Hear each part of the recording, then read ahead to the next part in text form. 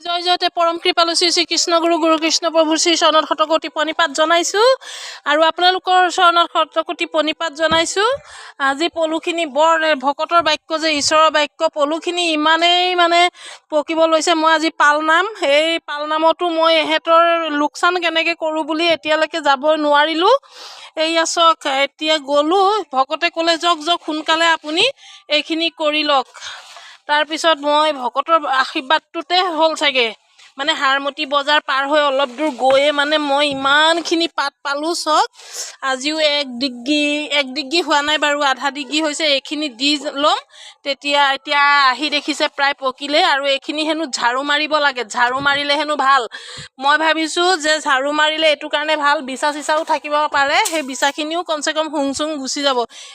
এই ঝাৰুডালেৰে এতিয়া এই পাতখিনি মৰিয়াম, এইটো ভকতে শিকাই দিছে দেই। গতিকে ভকতৰ বাক্য যে ঈশ্বৰৰ বাক্য, সেইটো একদম খাটাং। আৰু এতিয়া মই আপোনালোকক পলু বোলে পকিয়েই গৈছে। এইয়া এইয়া পাতখিনি আছে দেখোন এতিয়া। এইখিনি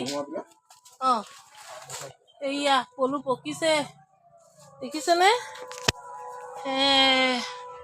আপোনালোকে মোৰ এই ইউটিউব চেনেল যদি ভাল পাই আছে, কেনেকৈ পলু পোহে, ইয়াত মই একদম জন্মৰ পৰা একেবাৰে পলু পকালৈকে দেখাই আছোঁ। এই কলপাতত, শুকান কলপাতত দি দিছোঁ আৰু এয়া এইখিনি পকিব আৰু গতিকে আপোনালোকে যদি মোৰ এইখিনি বস্তু ইউটিউবত চাই আছে, একদম ছাবস্ক্ৰাইব কৰি দিবলৈ নাপাহৰিব, কাৰণ আপোনালোকৰ এটা ছাবস্ক্ৰাইব মোৰ বাবে আশীৰ্বাদ।